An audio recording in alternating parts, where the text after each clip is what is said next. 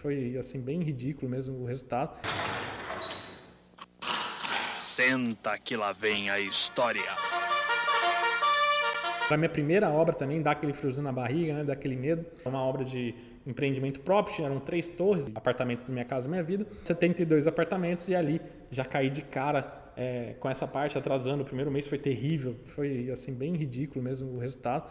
E ali se já começa a pressão a aumentar. Eu acabei de sair do escritório, indo para a obra, né? Às vezes você sai até da universidade, já cai direto na obra, é pior ainda, porque a universidade infelizmente não te prepara com esses temas de orçamento, não prepara com temas de planejamento, não tem, deveria ser obrigatório, mas a faculdade te prepara para outra coisa, né? A faculdade é sua fundação, vamos dizer assim. No primeiro mês a gente mediu 3% lá na obra, resultado péssimo, pior mês peguei a história inteira da obra, a hora que acabou a medição, meu chefe me ligou, estava no restaurante almoçando, saí lá fora também, aquela fumadinha básica, e ali eu pedi, né? Falei, não, fica tranquilo, vou dar um jeito de consertar, não tinha a mínima ideia de como que eu ia fazer, porque eu entrei na obra, os empreiteiros estavam trabalhando, nossa equipe estava trabalhando, estava me adaptando ainda ali, né? 20 e poucos dias teve a medição, foi péssimo, o fiscal da Caixa foi lá, eu não entendia nada do jogo, não sabia como que funcionava a questão de medições da Caixa, o que ele cortou, o que ele não cortou. Na minha medição tinha dado 7, 7,5, na dele foi para 3, então eu não sabia que tinha, um exemplo, eu não sabia que tinha que medir o apartamento inteiro. Então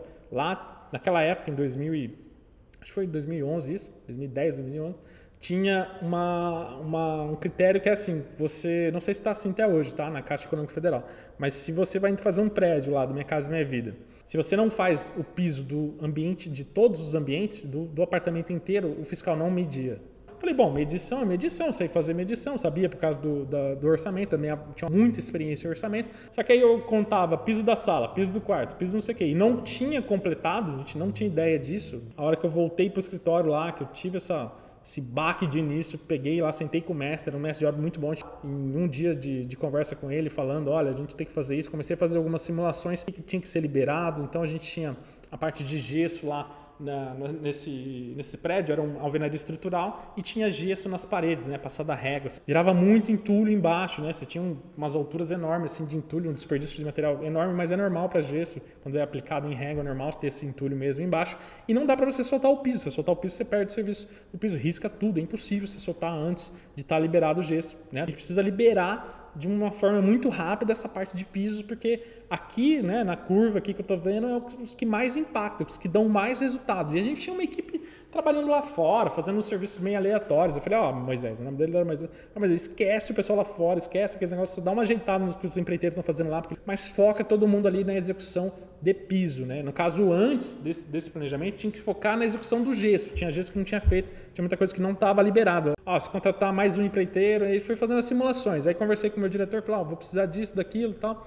E aí deu certo, porque em 7, 8 dias a gente liberou toda a parte de gesso, aumentou a parte de empreita lá no gesso, então eles trabalhavam até 8, 9 horas da noite, mas era empreita, né? Eles tinham tudo lá um contrato, eles tinham como se resguardar também para não ter trabalhista. E a gente entrou depois com mão de obra própria fazendo toda a parte de piso e as medições futuras saltaram assim aos olhos deles também, porque foi para 9, 9,5, 10. A hora que eu coloquei lá, que eu falei a previsão nas próximas, meu diretor chamou de louco, falando de civil, fazer, sabe quanto que representa lá, até hoje, que ele falou, sabe quanto que representa 9% dessa obra? E era realmente um valor bem significativo. Então comecei muito mal, fiquei com muito medo de não conseguir ter sequência lá na própria empresa, porque eu trabalhava bem no orçamento e no planejamento.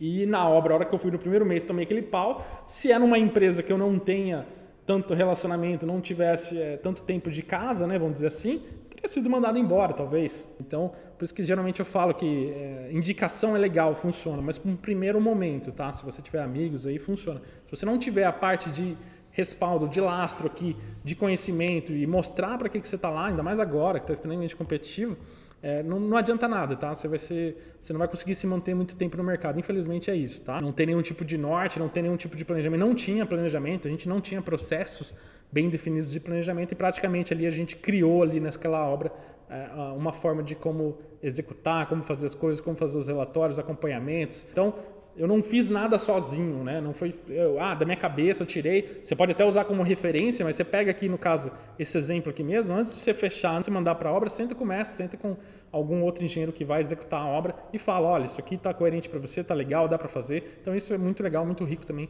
em informação, você conversar e definir. Com isso, você motiva mais também aquele líder que está lá dentro, né? No caso do piso, a gente fez umas outras estratégias também, que é legal comentar. Eu falei para eles, para os meninos lá que trabalhavam com empreita, eles vinham de fora, vinham de longe, eu falei, ó, faz aí, faz bastante em 10 dias, que aqui geralmente a gente paga em 15, né, e medir em 20, então era uma distância ali de 20 dias para eles receberem.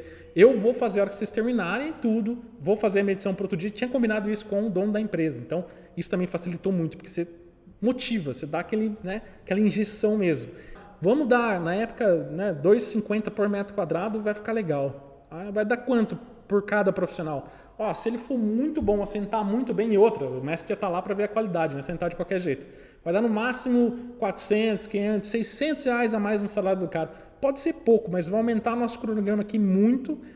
Para o cara, vai ajudar pra caramba o cara que está lá na obra, porque ele vai gostar desse aumento no salário dele, ele estava registrado, ele vai se motivar. Rapaz, o aumento que teve na produção, a motivação foi assim, algo impressionante, tá? Então, assim, poucas coisas, né? Poucas coisas assim de definir meta, né? Então, o cara que tinha essa meta de por metro quadrado, ele ia ganhar mais um salário e todo mundo, todos os pedreiros. Tinha gente que queria virar pedreiro, depois ficou sabendo, né?